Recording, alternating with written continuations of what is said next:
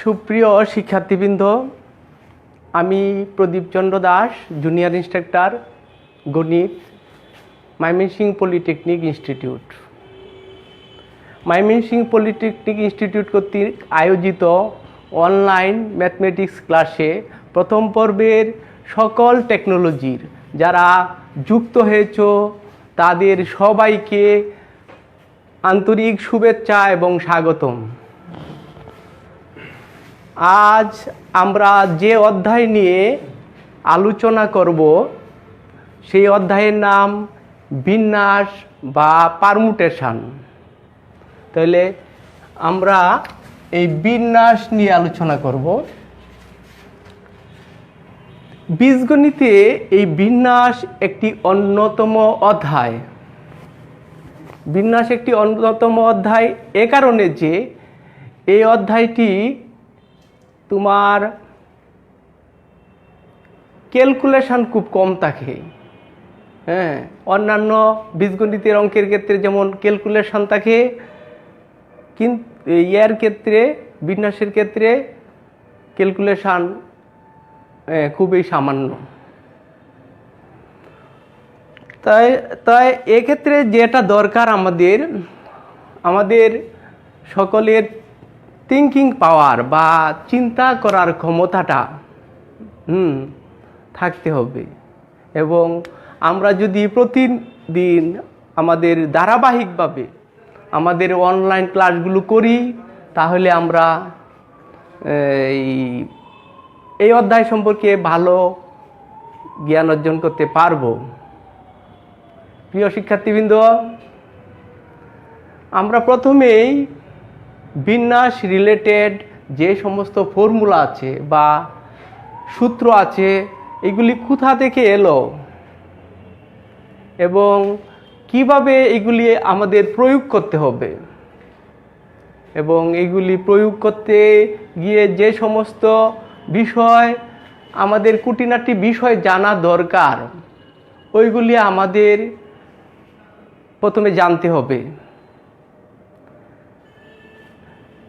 তোমাকে 3টি লেটার দেওয়া হলো, যেমন ABC, ABC। এই 3টি লেটার থেকে তোমাকে 2টি করে বর্ণ নিয়ে তোমাকে সাজাতে বলল। তুমি কিভাবে সাজাবে? প্রথমে আমরা AB নিব, তারপরে হলো BA নিব। এটা কিন্তু এক ধরনের সাজানো। তারপরে BC নিব, CB নিব। তারপরে কি নিতে পারি? AC নিতে পারি, CA নিতে পারি। তাহলে এখানে ABC কে 3টি অক্ষর হইতে 2টি করে নিয়ে এখানে 6 প্রকারে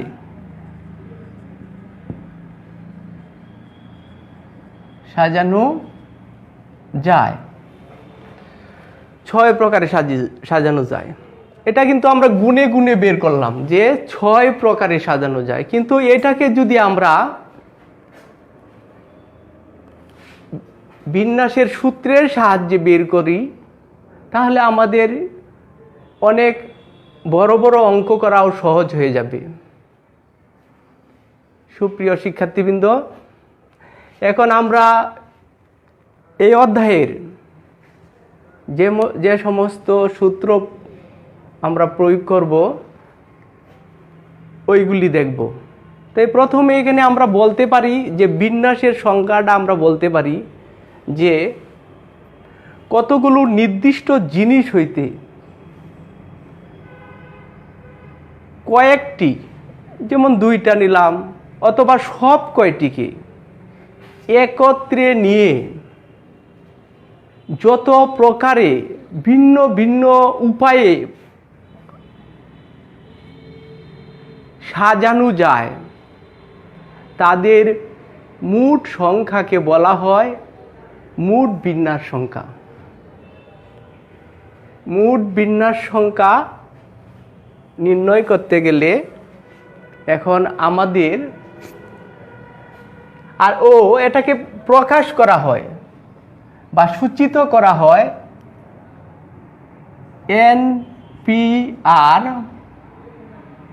এনপিআর। এই যে উপরে এটাকে বলা হয় প্রিফিক্স।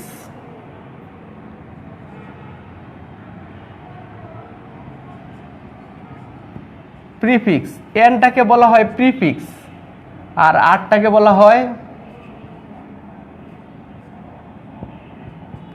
সাফিক্স। বাংলায় বললে এটাকে বলা হয় উপসর্গ আর এটাকে বলা হয় অনুসর্গ।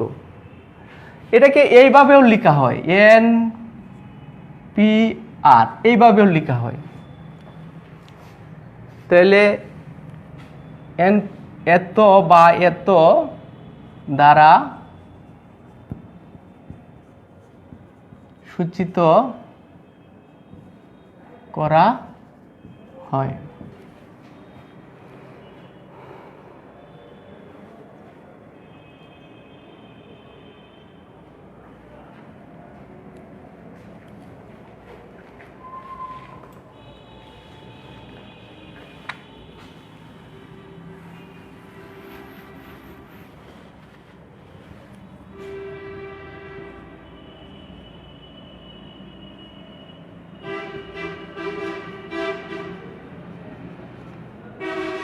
ফ্যাক্টোরিয়াল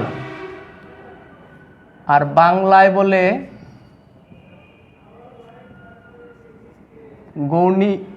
গৌণিক চিহ্ন।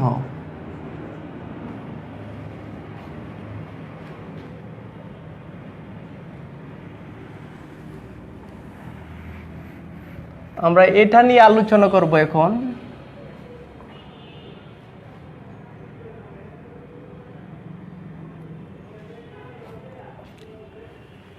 যেমন ধরো একটা এক্সাম্পল আমরা ধরি, 5 জন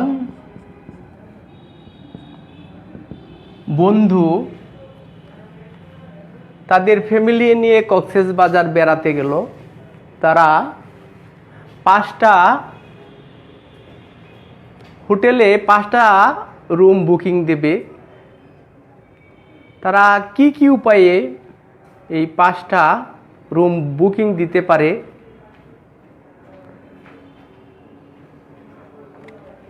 এটা আমরা তাদের নাম ধরে নিলাম এ, বি, সি, ডি এবং ই।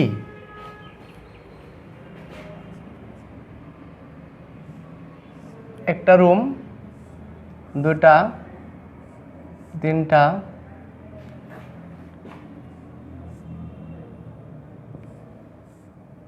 4টা, 5টা। তো প্রথম জন একটা রুম বুকিং দিল, তাহলে এই রুমটাও দিতে পারে, এই রুমটাও দিতে পারে। তো প্রথম জন 5 জন থেকে যদি একটা রুম বুকিং দেয়, ধরলাম এ, তাহলে আমার এখানে 4 জন রইল।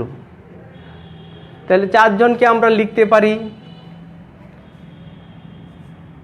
এইখানে বি বুকিং দিল, এ বি এইখানে বুকিং দিল, তারপরে আবার বি এখানে এ দিতে পারে, এটা না থাকতে পারে, এইভাবে হইতে পারে। তারপরে তৃতীয় জন 2 জন বাদ, তারা যেহেতু বুকিং দিয়ে দিয়েছে, তাহলে তৃতীয় জন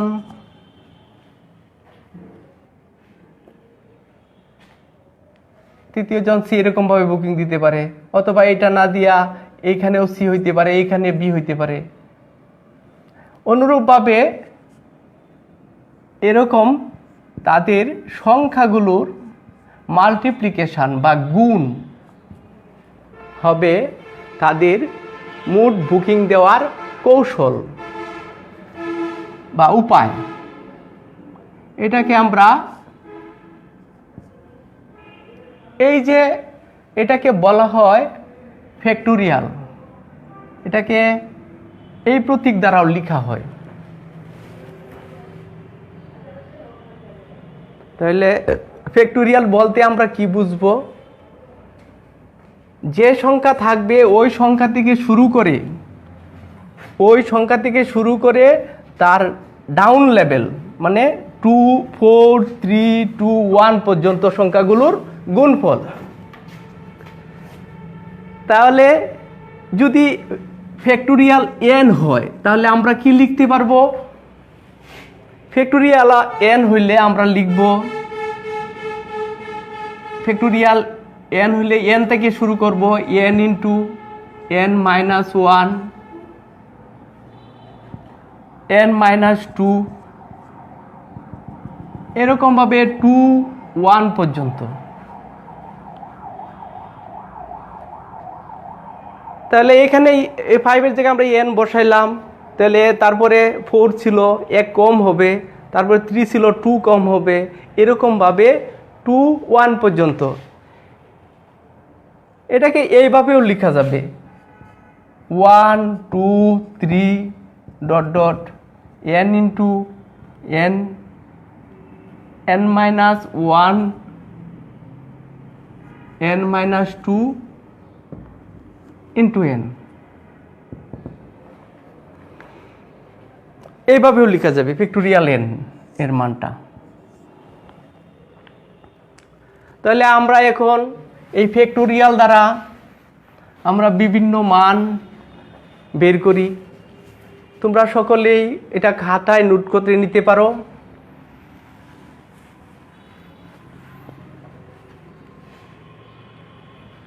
এখন আমাদের কিছু কিছু মান, এগুলি অত্যাবশ্যকীয়।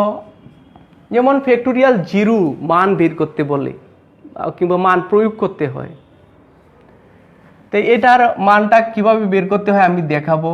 ফ্যাক্টোরিয়াল 4, ফ্যাক্টোরিয়াল 6, ফ্যাক্টোরিয়াল 8, ফ্যাক্টোরিয়াল 9,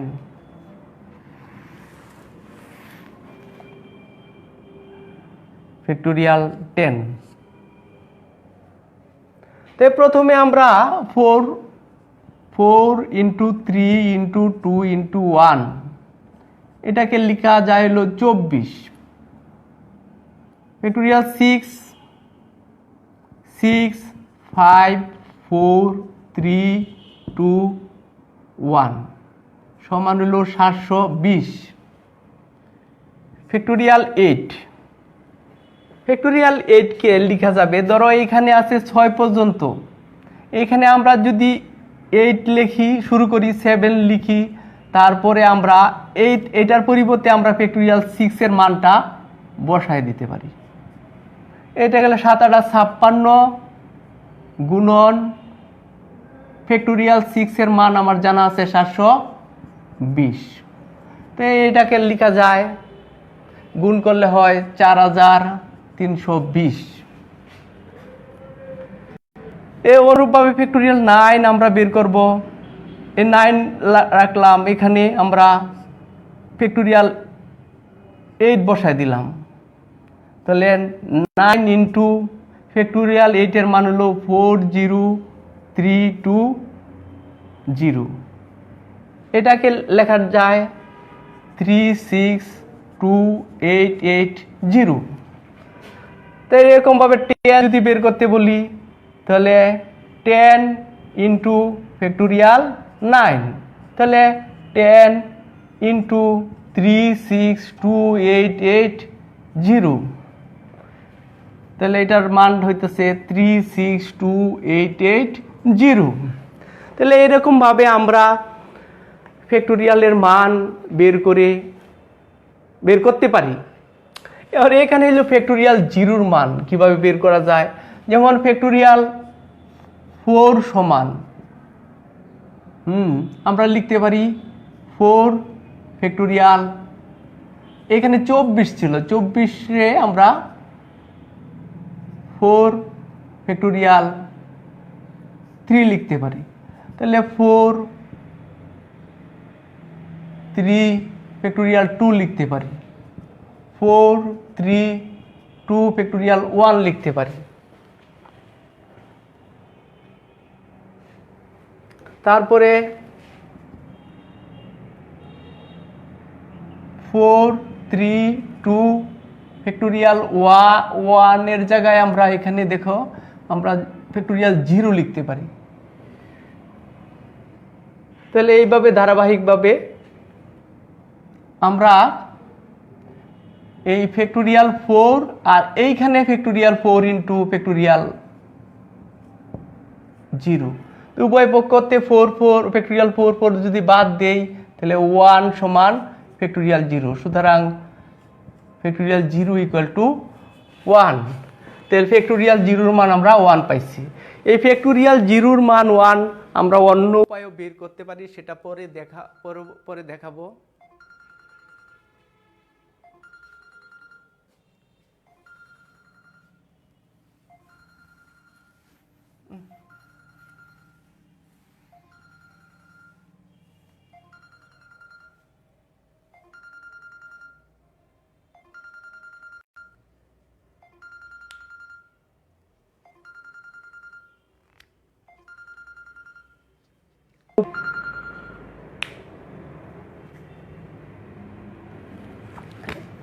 এখন আমরা n সংখ্যক সূত্র প্রমাণ করব।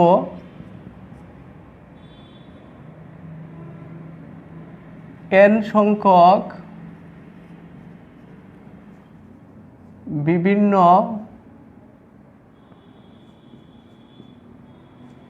জিনিস হতে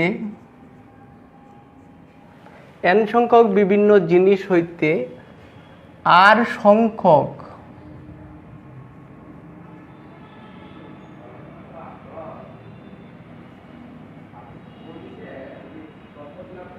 জিনিস নিয়ে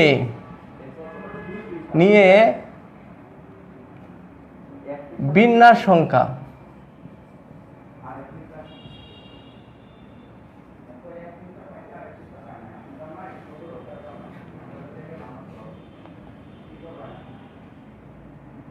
অর্থাৎ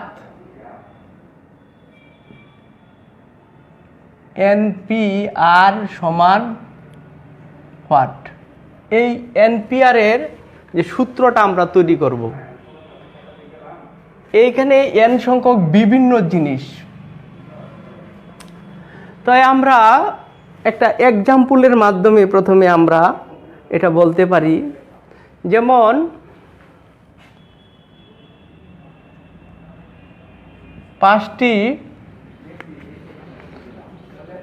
পাঁচটি জিনিস হইতে 3টি জিনিস কিভাবে নির্বাচন করা যায়। যেমন 5টি জিনিস আমরা নিতে পারি এই P Q R S T। 5টি জিনিস থেকে এই 3টি শূন্য স্থান কিভাবে পূরণ করা যায়। তাহলে প্রথমে আমরা 5টি জিনিস থেকে প্রথম স্থানটি 1 উপায়ে 5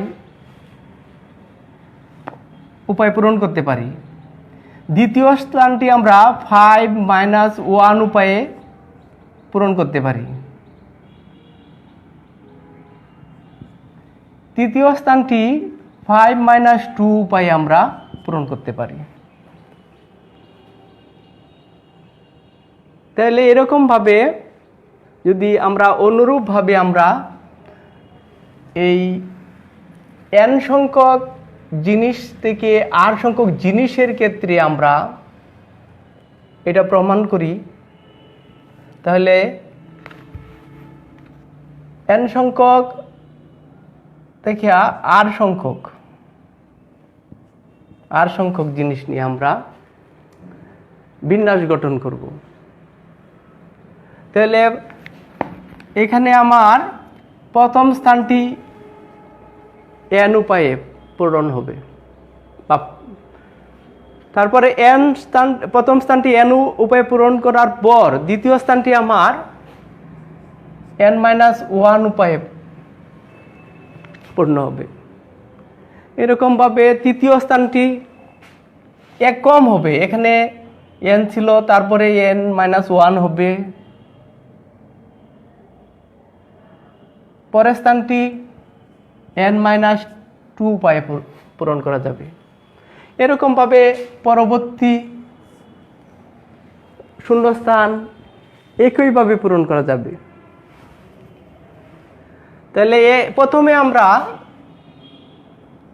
np1 সমান আমরা n সংখ্যক জিনিস থেকে r এর মাঝে প্রথমে আমরা 1 নিলাম, তাহলে np1 সমান হবে n। এরকমভাবে np2 সমান হবে n ইন্টু n-1।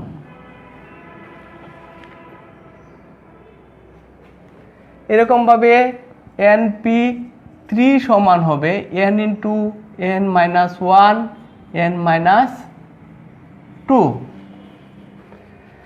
প্রিয় শিক্ষার্থীবৃন্দ, তোমরা বুঝতে পারতেছো তো? এইখানে আমরা এইগুলি ভালো করে মনে রাখতে হবে। np1 সমান n, প্রথম স্থান এই n উপায়ে পূরণ করা যাবে। তাহলে এরকম np2 সমান n ইন্টু n-1, এটা আমাদের সূত্র হিসাবে আমরা পরবর্তীতে প্রয়োগ করব। কিন্তু np3 সমান n ইন্টু n-1 n-2, এটা মনে রাখতে হবে। 3 যে সময় আছে এখানে, 3 np3 যে সময় হবে তাহলে 3 বার লিখতে হবে n ইন্টু n-1 n-2। হ্যাঁ, তাহলে অনুরূপভাবে যদি আমরা npr নিই তাহলে কি হবে দেখো, প্রথমে n-1 n-2, তারপরে আমরা ডট ডট দিয়া n-r-1। এখন দেখো এটা হয়েছে কেন, r-1 হয়েছে কেন? প্রথমে প্রথম স্থানটি যে সময় ছিল, হ্যাঁ, তো প্রথম স্থানটি যে সময় ছিল n, দ্বিতীয় স্থানের ক্ষেত্রে কিন্তু 1 হয়েছে দ্বিতীয় স্থানের ক্ষেত্রে। তৃতীয়ত কি হয়েছে? তৃতীয় ক্ষেত্রে হয়েছে n-2। তাহলে এখানে তৃতীয় ট্রামের ক্ষেত্রে যেহেতু 2 হয়েছে, তাহলে এইখানে r-1 হবে, হ্যাঁ, আরতম ক্ষেত্রে। তাহলে এর পরবর্তী এটাকে আমরা 1 নং সমীকরণ দিয়ে রাখবো, এটা আমরা সূত্র হিসাবে আমরা প্রয়োগ করব। এটা তাহলে এটাকে যদি আমরা n into n-1 n-2 dot dot n-r-1 নিই, আগের লাইনটাই সেম লিখছি, যা ছিল আগের লাইনে যা ছিল তা এখনো তাই লিখছি। এখন এটার পরবর্তী পদটা হবে n-r। এখানে দেখো n-r +1 হয়ে গেছে, মাইনাস দিয়ে গুণ করলে +1 হয়। তাহলে +1 হইলে এরপরের পদটা হবে n-r, তারপরের পদটা হবে n-r-1।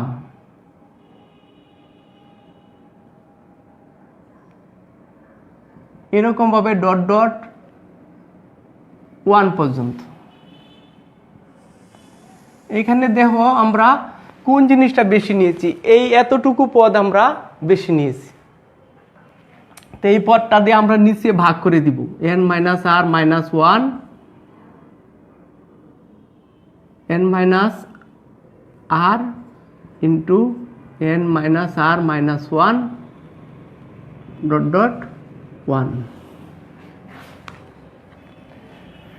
তাহলে এইখানে আমরা আগে তোমাদের ফ্যাক্টোরিয়াল সম্পর্কে আমি বলেছিলাম 1 থেকে শুরু করিয়া এরকমভাবে যদি n পর্যন্ত তাহে তাহলে এটাকে আমরা কি লিখতে পারি? আমরা এটাকে ফ্যাক্টোরিয়াল n লিখতে পারি। আর এটার ক্ষেত্রেও একই রকম 1 থেকে শুরু করি আর 2 এরকমভাবে n মাইনাস r পর্যন্ত আছে, তাহলে এটাকে আমরা লিখতে পারি n মাইনাস r।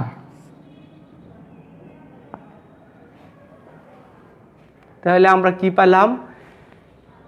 n সংখ্যক বিভিন্ন জিনিস হইতে r সংখ্যক জিনিস নিয়ে বিন্যাস সংখ্যার সূত্রটা হলো, আমরা এটা তোমাদের বিশেষভাবে মনে রাখতে হবে, npr equal to factorial n minus r। এটা খুবই গুরুত্বপূর্ণ সূত্র বিন্যাস অধ্যায়ের।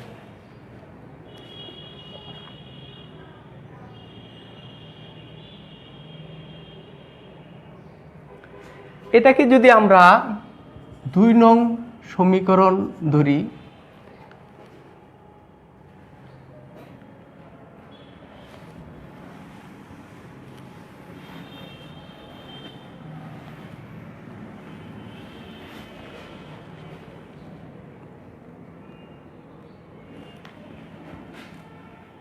তাহলে আমরা 1 নং সমীকরণে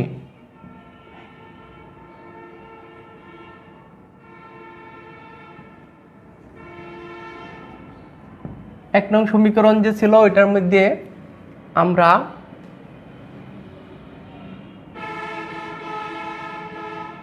r ইকুয়াল টু n বসিয়ে পাই।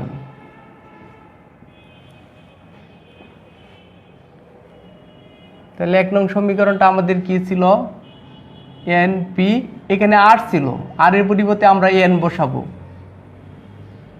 তারপরে ছিল n ইন্টু n মাইনাস 1 ছিল, n মাইনাস 2 ছিল, dot dot n minus r, r এর পরিবর্তে আমরা n বসাবো, এটা প্লাস 1। তাহলে এই n কাটা গেলে n into n minus 1, n minus 2 dot dot 1। তাহলে 1 থেকে শুরু করে যদি এরকমভাবে n পর্যন্ত থাকে, তাহলে এটাকে আমরা ফ্যাক্টোরিয়াল n লিখতে পারি, ফ্যাক্টোরিয়াল n। তো এটাও আমাদের আরেকটা সূত্র, এরকম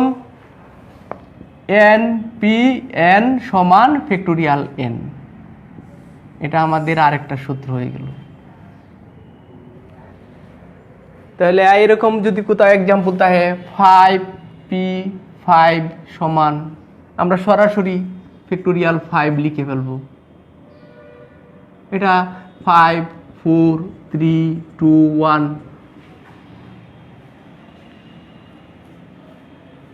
120 মান বের করতে পারবো আমরা। তো যে সময় তোমার এই দুইটা সমান থাকবো, সাফিক্স আর প্রিফিক্স সমান থাকবো, তখন আমরা সরাসরি ফ্যাক্টোরিয়াল 5 বসিয়ে দেব। ফ্যাক্টোরিয়াল বলতেছি যে দুইটা সমান থাকলে এই উপরেরটা আমরা এখানে বসিয়ে দিব। আর যে সময় তোমার ভিন্ন ভিন্ন থাকবো, সবগুলো অক্ষরেই বলতেছি লেটার বা বর্ণ যাই থাকুক না কেন, যদি ভিন্ন ভিন্ন থাকে, তাহলে ওই ক্ষেত্রে তোমার এই সূত্র বসায়া আমাদের অঙ্ক করতে হবে।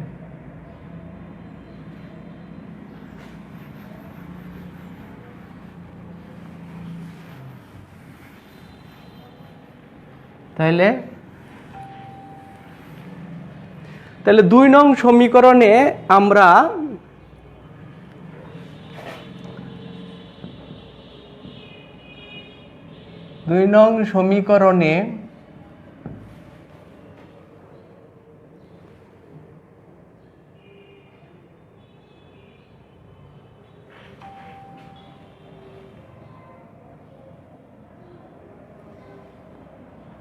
r ইকুয়াল টু n বসিয়ে পাই।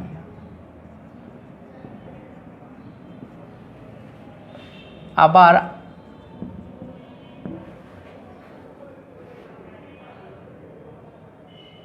তাহলে কি হইতেছে, np n সমান factorial n, n minus n। এখানে আমরা npn যে আমরা মানটা মাত্র বের করলাম, npn সমান ফ্যাক্টোরিয়াল n লেখা যায়, npn সমান ফ্যাক্টোরিয়াল n লেখা যায়। তো এইখানে উপরে আছে হলো ফ্যাক্টোরিয়াল n আর নিচে হবে ফ্যাক্টোরিয়াল 0। এটার নিচে যদি মনে মনে 1 মনে করি, তাহলে উভয় পক্ষ থেকে ফ্যাক্টোরিয়াল ফ্যাক্টোরিয়াল বাদ দিলে তো 1 ইকুয়াল টু ফ্যাক্টোরিয়াল 0। তা আমরা ওই সময় বলেছিলাম যে আমরা এই ফ্যাক্টোরিয়াল 0-র মানটা আমরা অন্যভাবে বের করতে পারি। তো ফ্যাক্টোরিয়াল 0 সমান 1।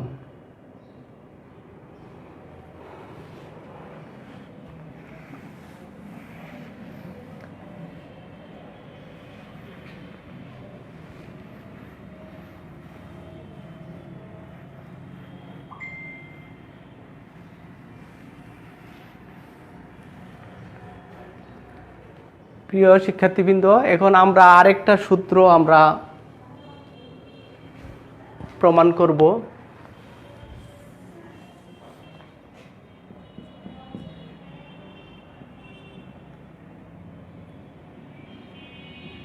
সবগুলো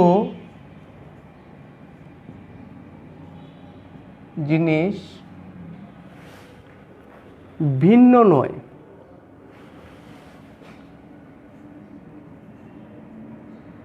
বিভিন্ন নয়, বিভিন্ন নয়।